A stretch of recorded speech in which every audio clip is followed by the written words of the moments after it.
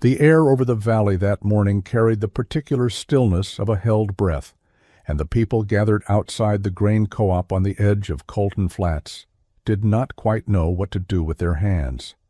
They stood in the shade of the corrugated tin overhang, 12 or 15 of them, farmers and their wives, and a few idlers who had no real stake but could smell that something consequential was about to happen. And they looked at the woman standing in the bed of a sun-bleached pickup truck with a clipboard pressed to her chest, and the expression of someone who had already decided what she was going to say before anyone had finished asking. The valley floor was cracked and pale, and the creek that ran along the base of the eastern ridge had shrunk to a brown thread in its bed. The alfalfa fields were the color of old straw. 3 weeks of heat had done what 3 months of drought had started, and the livestock operations up and down the road were bleeding feed costs that nobody had budgeted for, because nobody had believed back in April that this summer would be the kind people would still be naming 20 years later. Everybody had cut hay. They had all cut it early, because the forecast said dry and hot, and the windows looked good, and because that was what you did when the weather cooperated. You moved fast, and you banked the tonnage, and you figured the rest would sort itself out. Only it had not sorted itself. The second cutting had come in thin and scorched. The third had not come in at all, and the stockpiles that should have seen these operations through to October were already at the bottom of the barrel in late July. So they were gathered outside the co-op with their hats in their hands, some of them literally, waiting on a woman who had sold them nothing and owed them nothing to decide whether she was going to help them, and on what terms, and whether the terms would be terms they could live with. Leon Hatter from the co-op board stood at the front of the loose half-circle of people, and he was not comfortable, which was itself a thing worth noting, because Leon Hatter was usually very comfortable. He cleared his throat. He said her name. She looked at him with steady brown eyes, and she did not say anything yet, and the hush that followed was so complete that you could hear the distant complaint of a red-tailed hawk circling the ridge. What happened next had been written, though none of them knew it, in the contours of the sky 8 weeks earlier. And it had been written considerably longer than that in the patience of one woman who had gotten very, very good at reading what the clouds were saying before anyone else thought to look up. That woman was Clara Voss, and she had come to Colton Flats 11 months before any of this, in the first week of September the previous year, in a truck with 200,000 miles on the odometer and a trailer behind it holding everything she owned, which did not amount to very much. She was 34 years old, and she had spent the previous 4 years working as a field technician for an agricultural extension service 3 states east, doing soil sampling and pasture assessment, and the kind of observational grunt work that no one thanked you for, but that taught you, if you were paying attention, more about how land actually behaved than any textbook ever printed. She had saved carefully.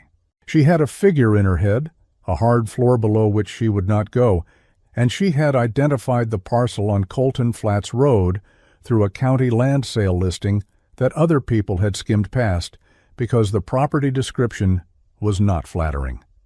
82 acres, improvements described as modest, seasonal access road, and then the line that made other buyers move on, existing hay operation, current harvest yield significantly below county average. That was the phrase that sent people elsewhere. It was the phrase that brought Clara Voss here. She paid $31,000 for the property, which was almost precisely what she had saved in 4 years of meticulous living, and she did it in cash because a bank would not have looked at that yield history with any enthusiasm. She kept $1,100 in the account afterward, which was enough to get through a month if nothing broke, and nothing about the property suggested that nothing would break. The previous owner had farmed it the same way for 30 years, which is to say he had fought it. He had planted the same grass varieties that his father had planted, timed his cuttings to the county extension calendar rather than to the particular rhythms of this particular ground, and applied water and amendment according to schedules designed for valley floor conditions, that this parcel, sitting at the eastern edge of the valley where the terrain tilted and the drainage ran differently, simply did not share. The land had been tolerating this treatment for 3 decades with the stoic indifference of something that knows it will outlast whatever is being done to it. The hay it produced was thin and average and dependably unimpressive. Clara Voss had read all of this in the soil cores and the topography and the drainage maps she had studied for 2 weeks before she made her offer, and she thought she understood something that the listing price confirmed nobody else had understood. This ground was not failing. It was being asked to do the wrong thing in the wrong way, and it had been answering that request honestly for 30 years. The people of Colton Flats formed their first opinion of Clara Voss at the feed store in October, 6 weeks after she arrived. She came in for a load of organic soil amendment, which was not what people in Colton Flats typically bought, and she asked the man at the counter about hydrological survey records for the Eastern Ridge drainage, which was not a question people in Colton Flats typically asked.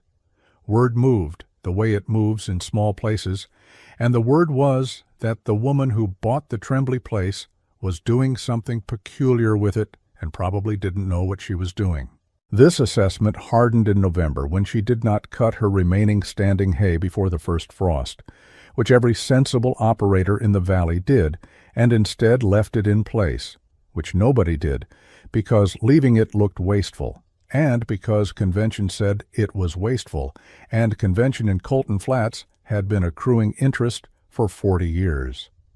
A man named Dale Pritchard, who ran 400 acres of hay ground north of the road and had opinions on everything, told anyone who would listen that the woman up at the Tremblay place was going to learn a hard lesson before spring. He said it in the feed store and at the diner and at the monthly Watershed Association meeting, and he said it with the particular relish of someone who already considers the lesson delivered. Martin Galt arrived in November as well. He represented, though he represented it with a careful vagueness, a consortium called High Plains Ag Partners, which held interests in grain storage and feed operations across 3 counties, and which had been quietly acquiring distressed agricultural parcels for 7 years. He was a trim man in his late 50s who wore good boots and a canvas ranch coat that had been purchased rather than worn in, and he shook Clara's hand in the yard with the warm solicitousness of someone who had practiced warmth until it was fluent. He said he had heard she was new to the area, and he wanted to make sure she knew the landscape, so to speak, and he hoped she was settling in all right. He looked at the field with an expression that a less observant person might have read as casual interest, and that Clara read as appraisal. He said that High Plains Ag had been considering whether a parcel like this one might fit into a consolidation they were working on. Nothing urgent, just a thought. And that if she ever found herself in a position where the operation wasn't quite working out the way she had hoped, she should feel free to reach out, because they paid fair prices and they understood that sometimes a property just didn't suit its owner. He named a figure. It was $34,000. It was precisely enough to recover her purchase price and nothing else, the kind of offer that dressed itself as generosity by returning what you'd spent while erasing the 11 months of labor and the specific knowledge of the land that she had been quietly accumulating. She thanked him for stopping by and said she was not in that position. He said the offer would remain open and drove away in a truck that was considerably newer than hers. The winter was cold and clear, and she spent it doing what she had come to do, which was listen. She walked the property in the mornings before the light was full, in the long blue hour when the ground was still frozen, and the shapes of drainage and grade showed clearly in the frost patterns, and she carried a small notebook in which she recorded what she observed.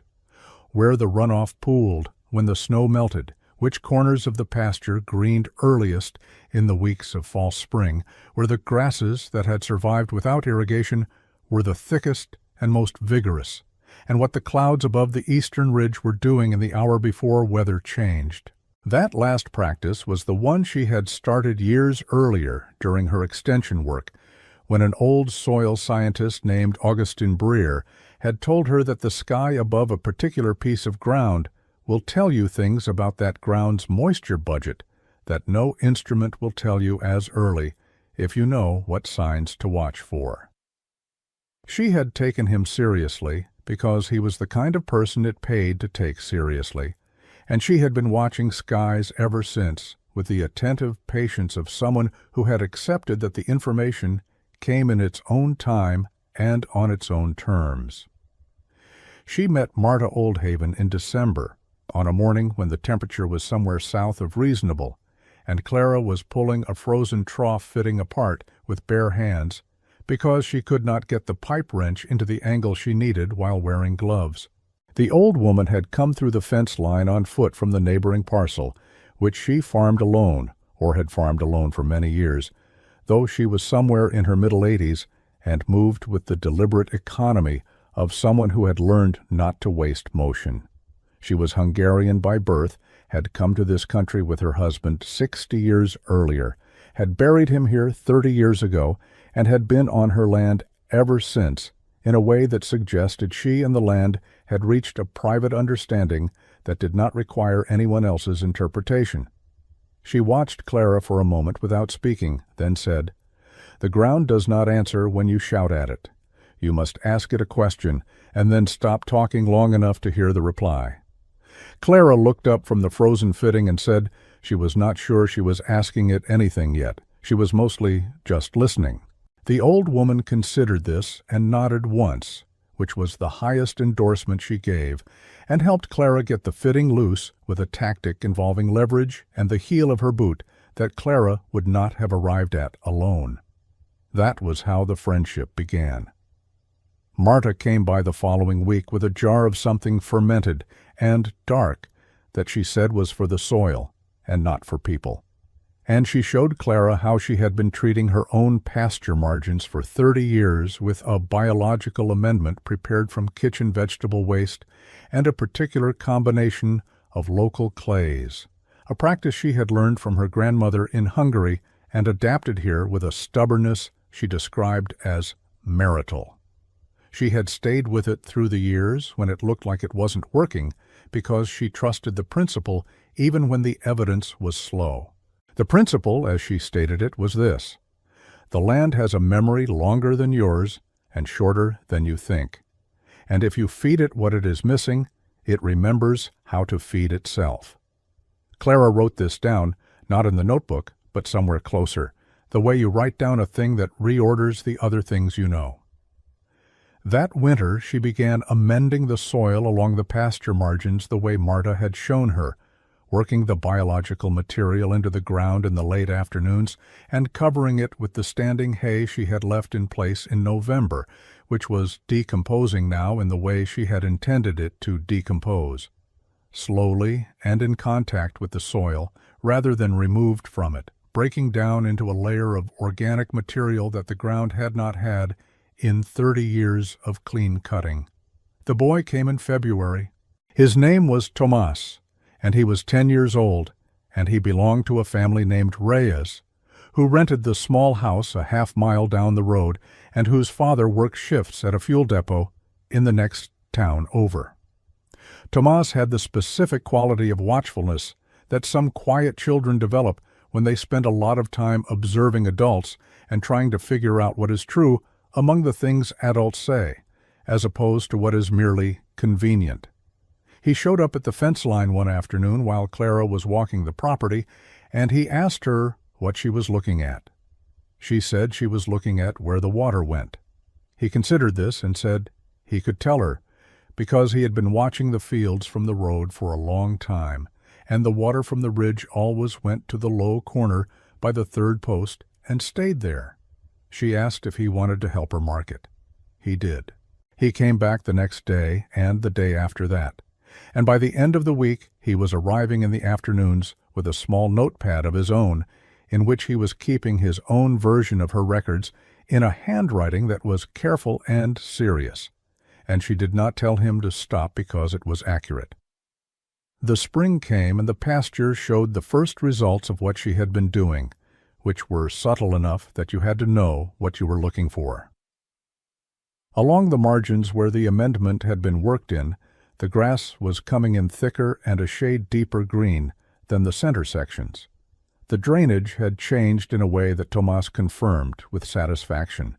The low corner still received the runoff from the ridge, but it was holding it differently, the soil drawing it in rather than letting it sheet off into the road ditch, which meant the pasture was banking moisture that, in previous years, had been lost.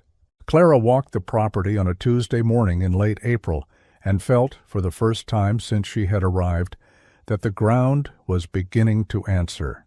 She did not say this to anyone. She had learned in the extension years that the fastest way to lose credibility in a farming community was to make a claim about your land before the land had made it for you. The county extension agent came out in May to do a standard pasture assessment, the kind done on rotation for all hay operations in the valley, and he recorded the state of her fields with the careful neutrality of a man who had been trained not to express surprise on the job.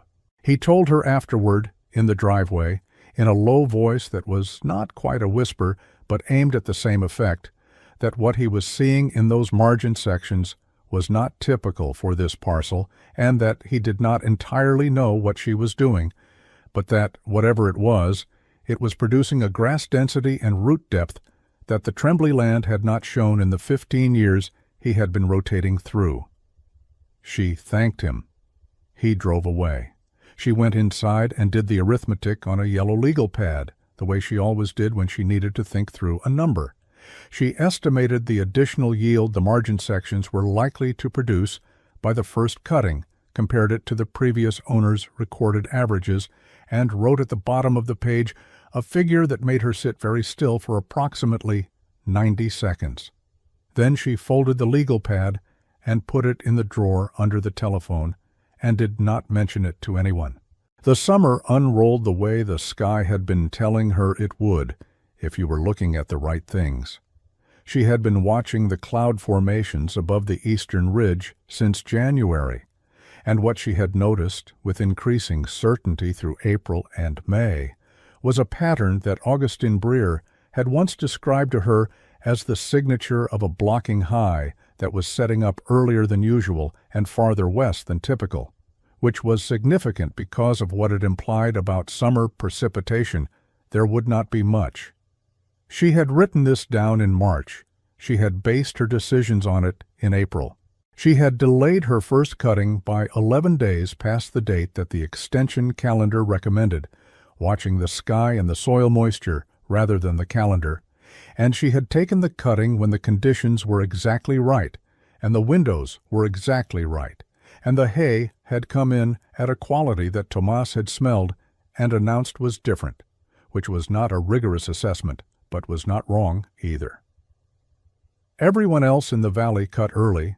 Dale Pritchard cut the earliest of anyone, the second week of May, because the forecast said dry and hot, and Dale Pritchard was the kind of man who prided himself on moving before the window closed. He got his tonnage in. He said so at the Watershed Association meeting, and he said so at the diner, and the general shape of his satisfaction was a thing you could see from across the room. The forecast continued to say dry and hot, which it was. The creek dropped. The second cutting came in thin across the valley. The third cutting was barely worth the fuel to run the equipment, and by the end of June, the county emergency coordinator was sending advisory notices about hay supply shortfalls, and people were doing the arithmetic of what they would owe in purchased feed through October against what they had in their accounts to pay for it, and the arithmetic was not comfortable. Clara had her first cutting stacked and covered. She had her second cutting going into the barn in late June. Her fields, sitting at the eastern margin of the valley, where the drainage off the ridge was feeding the moisture she had been banking in the soil since winter, were not performing like the valley floor fields. They were not immune to the drought. But the root depth she had been building for 8 months was reaching water that the shallow-rooted conventional stands could not reach. and the biological amendment had made the soil structure more retentive, and the grass that came up was coming up from deeper and holding longer than anyone watching from the road would have predicted was possible in these conditions. She did not advertise this. She put her head down and kept working and kept listening. The first person to come to her door was not Dale Pritchard. It was a woman named Suki Albright, who raised stocker calves on 60 acres, and who had always been neutral toward Clara in the particular way that some people are neutral when they lack the information to form a stronger opinion.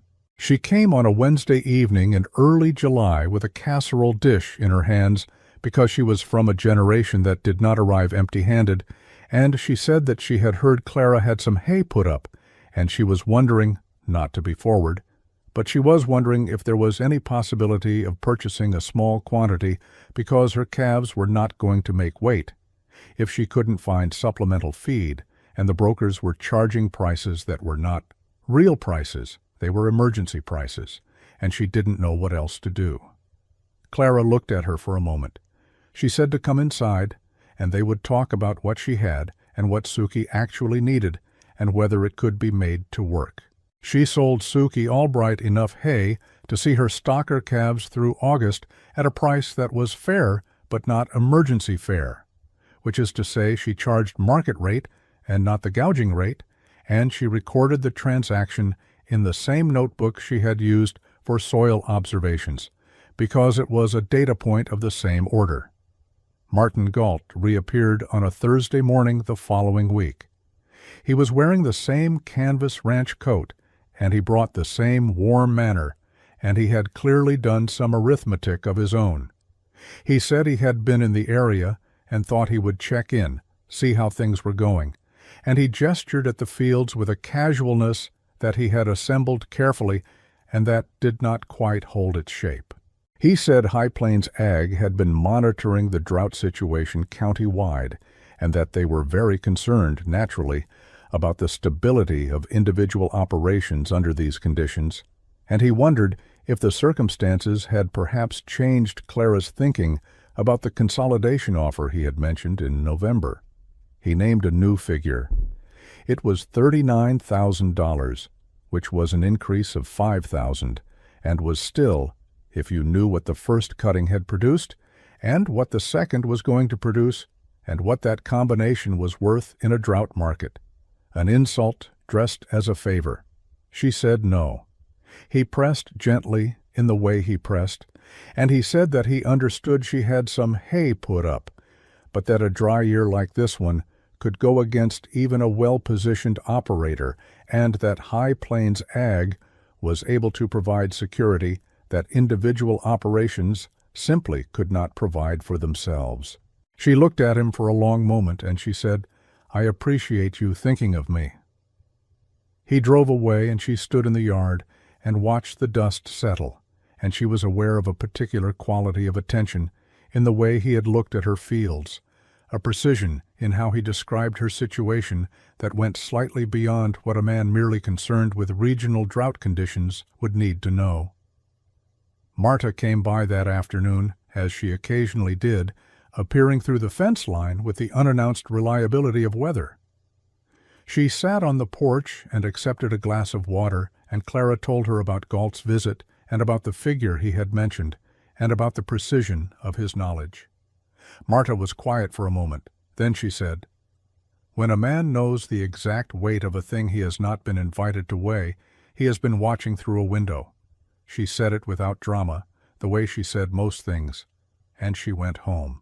Clara stood on the porch after she left and looked at the fence line along the road and at the elevation of the ridge above, and she thought about what you could observe from where, and she thought about the county drought advisory notices that Galt's consortium surely received, and she thought about the casserole dish that Suki Albright had brought, and she thought that the shape of the next several weeks was becoming visible if you were paying attention, which she was.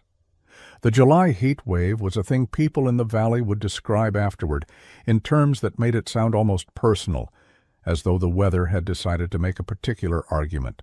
It arrived on a Monday, and it did not leave for 9 days, and the temperature on the valley floor reached 104 on the third day, and held near there for the rest of the week, and the creek bed was dry dust, and the cattle on the conventional hay operations were standing at feeders that were running empty faster than anyone could fill them. The co-op ran out of locally sourced hay in 4 days. The broker prices went to 3 times the normal rate, then higher. Dale Pritchard drove by Clara's place on a Tuesday of that week and saw her second cutting going into the barn, and he kept driving. But he came back on Thursday. He sat in his truck at the end of the driveway for a good 5 minutes before he came to the door, and when she opened it, he was holding his hat in both hands, which was something she had never seen him do, and he said, without preamble, that he had several hundred head of cattle, and that he was running out of feed, and that he had been wrong about her operation, and he was not a man who said that kind of thing easily, and he would like to purchase whatever quantity she could spare at whatever price she set. He said that last part the way a man says something that costs him considerably, and he meant it. She looked at him. She said, "You'll get the same price as everyone else who has asked." He blinked because he had expected something more elaborate, perhaps something that allowed him to feel he was being punished, and the plainness of it unsettled him more than a lecture would have. She brought him inside, and they sat at the kitchen table with the notebook open between them, and she sold him what she could responsibly spare, which was a substantial quantity, and she recorded it alongside Suki Albright's transaction and 4 others that had come in between. The Watershed Association called an emergency meeting the following Tuesday, and Martin Galt was there. He had been at the previous meeting in June in an advisory capacity, representing High Plains Ag's regional interests, which included a feed storage facility 20 miles north that was, it turned out, holding a substantial reserve of purchased hay that had been moved in from out of state during the early drought weeks when prices were still manageable, before the emergency pricing had kicked in. He stood at the front of the meeting room, which was the grain co-op's back office with folding chairs set up in rows, and he described the situation in the valley in terms that were accurate as far as they went, and that offered, at the conclusion of his presentation, a solution. High Plains Ag was prepared to make its hay reserve available to valley operators through a feed cost-sharing program, the terms of which involved a multi-year supply agreement that would lock participating operators into purchasing through High Plains Ag's network at rates to be set annually by the consortium. He presented this as relief. The people in the folding chairs looked tired and hot, and most of them were calculating whether they had any other option. Leon Hatter from the co-op board said it was worth discussing. Clara Voss was in the 3rd row. She had come because Marta had told her to come. Tomas had asked to come too, and she had brought him, and he was sitting beside her with his notepad on his knee. She listened to Galt's presentation, and she listened to the terms, and she did the arithmetic on a corner of Tomas's notepad while Galt was speaking, because the arithmetic was the kind of thing you needed to hold in your hand to understand its shape, and what she understood from it was that the multi-year supply agreement at consortium set rates would, over 5 years at reasonable drought recurrence probability, transfer a significant portion of every participating operation's margin to High Plains Ag. It was a structure designed to be accepted under pressure and resented under calm when it was too late. She wrote the number at the bottom of the page and showed it to Tomas, who looked at it with the gravity of someone who recognized a large number even without the context to fully interpret it. She put her hand up. She asked Galt what the current held inventory at the northern facility was, in tons. He said it was a proprietary figure. She said she understood that, but she was wondering if he could give a general range. He said it was adequate to the situation. She said she had heard that the facility was holding approximately 800 tons purchased in May at pre-drought prices, and she was wondering if that figure was in the right neighborhood. There was a particular quality of stillness that came over Galt's face, the stillness of a man recalculating very quickly, and he said that he could not confirm operational figures, but that the number she was describing was, in a general sense, not unreasonable. She said because she had been tracking hay supply and demand data for the county since April, which was her habit as an operator, and the reason she had brought it up was that the current emergency broker price for hay in the county, applied to 800 tons acquired at May cost, represented a margin of approximately 400%. And she wanted to make sure that the people in the room understood that the relief being offered was relief from a shortage that had been, in part, anticipated and positioned against by the same entity offering the relief, and that the terms of the supply agreement were the mechanism by which that positioning was to be made permanent.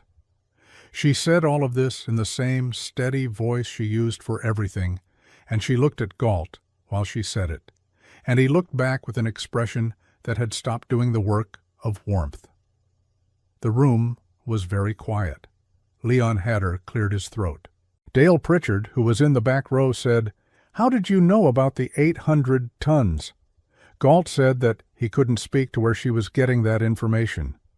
Clara said that she had noticed during his November visit to her property and again during his July visit that he was able to describe her hay inventory with a precision that exceeded what a casual observer could have established from the road, and that she had subsequently made some inquiries through the county assessor's records and the co-op purchase logs, which were public, and through a conversation with the driver of a supply truck who had made deliveries to both her property and the northern facility, and that she was not accusing anyone of anything. She was simply providing context for a figure that Galt himself had called not unreasonable. The room did not move. Galt said this was a mischaracterization of a good faith effort to assist the community, and that he was surprised she would respond to a genuine offer of help with this kind of insinuation. She said she was not surprised at all, and she said it without heat. Then she told them what she had. She told them she had hay from 2 cuttings, stacked and covered, enough to provide meaningful supplemental feed to every operation in the immediate area that needed it between now and the end of September, which was the period she estimated before the weather pattern broke. She had been watching the clouds. She said this straightforwardly, without apology, because she had earned the right to say it. She said she would make this supply available to every operator who needed it at a single flat price per ton, a price she wrote on the sheet of paper Tomas was holding and which she asked him to carry to the front, which he did with the particular seriousness of a 10-year-old who understands that he has been trusted with something real. The price was fair. It was not the emergency price. It was the price that allowed her to remain solvent and to recoup the costs of the season without profiting from a catastrophe. She said that she asked only that people provide their own labor for transport, which most of them had the capacity to do, and that they record the transaction in the co-op log, so there was a fair accounting. Galt said that her quantity was not sufficient, which may have been true in the most technical sense, and that the community needed a sustainable solution, which was the language of someone whose actual solution had just been declined. Leon Hatter looked at his hands. Then he looked at Dale Pritchard.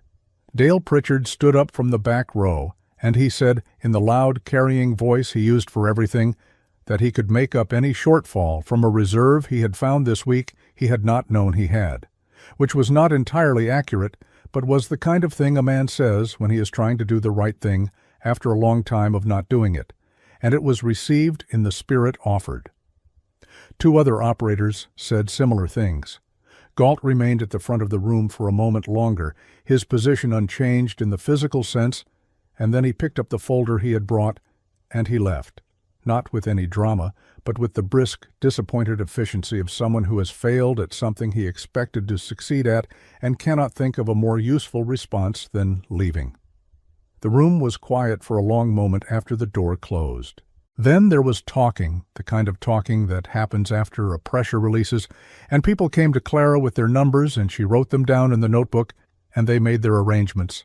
And when it was finished and most people had gone, and Leon Hatter was folding up the chairs, he said to her, "I owe you an apology.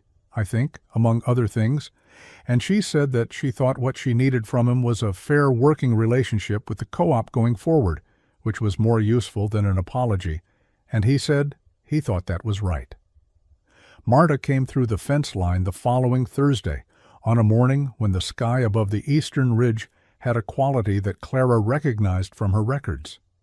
The old woman stood in the pasture margin and looked at the grass coming back in the amended sections, the new growth putting up green against the dust pail of the valley floor, and she said nothing for a long time.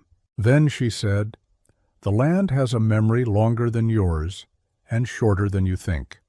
Clara said, "I heard that somewhere once." Marta looked at her with an expression that might have been amusement or satisfaction, or both. She said that the rains would come before the end of the month. Clara said she knew. She had seen it in the clouds. 3 days of easterly morning drift along the ridge line, the specific character of moisture building from a pattern she had been tracking since June, the angle of the light changing in the way it changed before a significant front came through. She had recorded it in the notebook on Monday. She had not said anything about it yet because she was still watching, and she had learned that the sky gave you the information and expected you to be patient with the timing. The rains came on a Sunday. Not a downpour, not a storm that erased itself in 2 hours, but a steady, quiet 3-day rain that refilled the creek to something recognizable, and sent water across the valley floor in slow sheets and soaked into ground that had been waiting for it since April. People stood in their doorways and watched it with the relief of people who had been holding a very specific kind of anxiety for a very long time and were now being allowed to put it down. The valley greened again, slowly and unevenly, and the alfalfa that had looked like finished standing straw showed the first signs of recovery, and the cattle operations that had made it through the worst of July and August on supplemental feed began to look like they were going to be all right, which was not a sure thing and was worth noting. Tomas came to the fence line on the first day of the rain and stood there getting wet and looking at the pasture with a satisfaction that he expressed by writing a number in his notepad. The projected yield for the fall cutting, based on the root depth and moisture they had been building since winter. It was a number significantly larger than the previous owner's average. He showed it to Clara. She looked at it and nodded once, which was the highest endorsement she gave.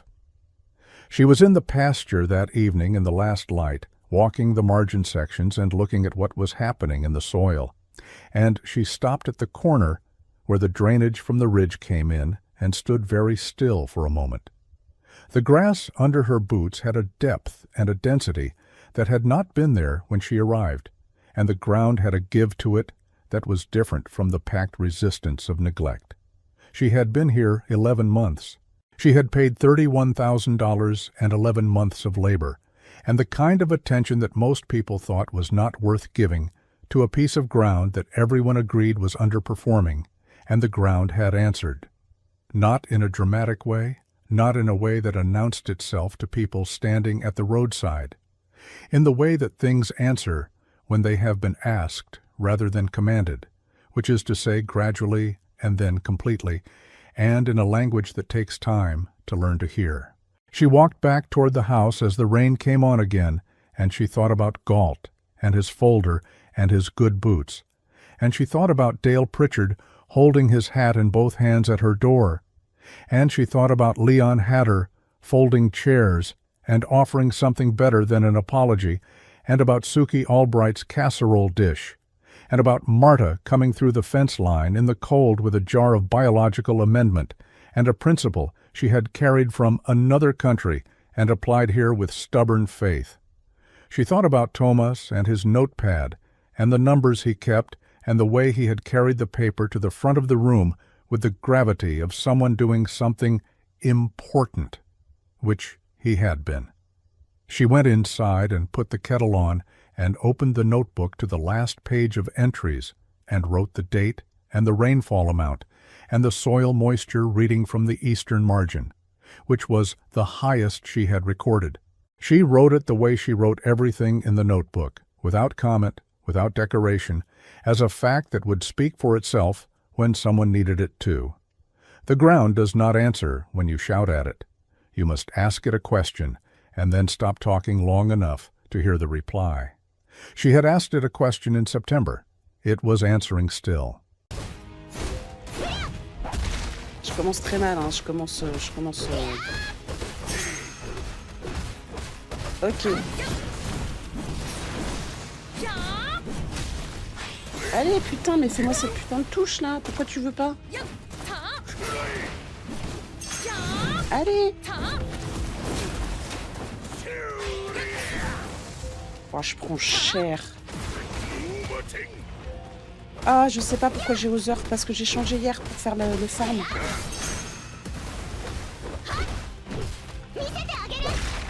Pourquoi ça tape plus? Merde.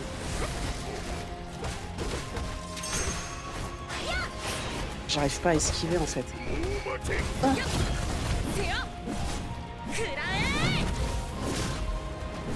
Allez, Twigo.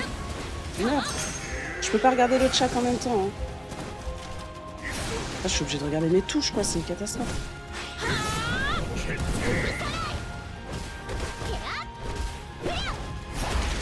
Oh. Oh.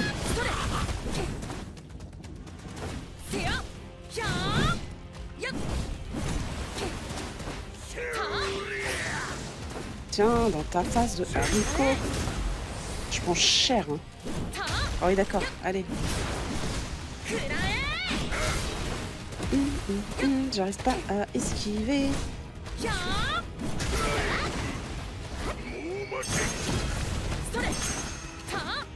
Ok, concentration, concentration, concentration. T'es où? Wow, tcha tcha tcha.